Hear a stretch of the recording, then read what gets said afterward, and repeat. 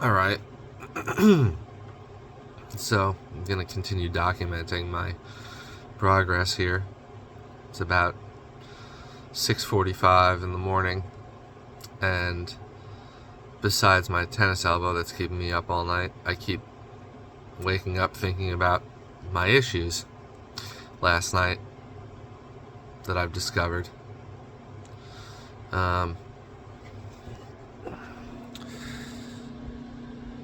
So it is freezing in here. I know that it says that it's 75, but the common thing with these comfort zone heaters, although they're efficient, being 220, the thermostats on them are all broken right out of the box. It's about 40 degrees in this garage.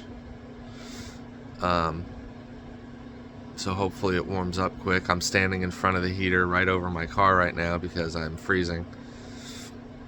And I gotta lay under the car, and obviously heat rises, so under the car is even colder than where I'm standing. Anyway,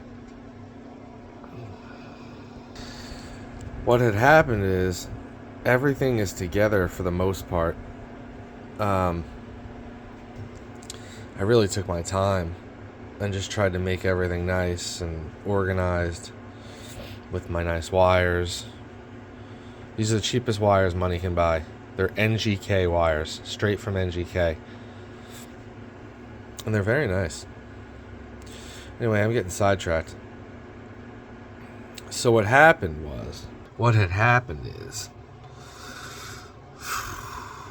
I put everything together,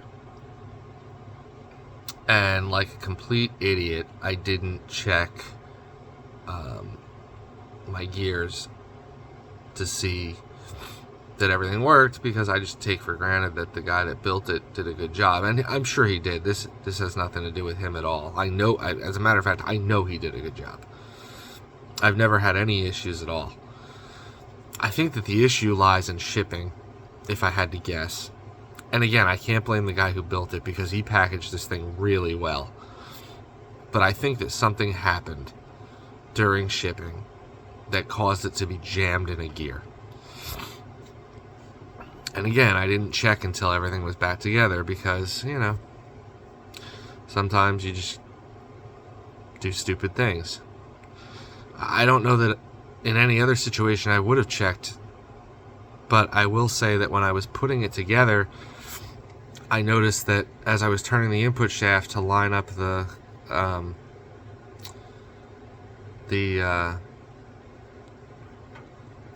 clutch disc, the two yokes in the differential were turning, which means that the output shaft was turning, which means that it was already in gear, and I didn't put it in gear. So that means at some point it was put into gear, probably when it was dropped or something by the shipper, and thus forced it into a gear, and now it's stuck in a gear. I put everything back together.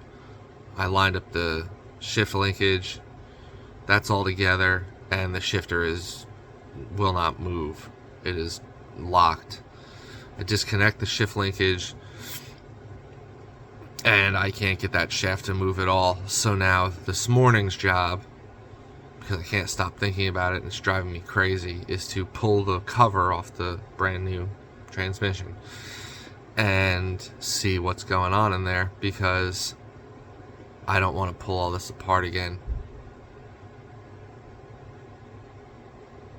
So that's where we're at.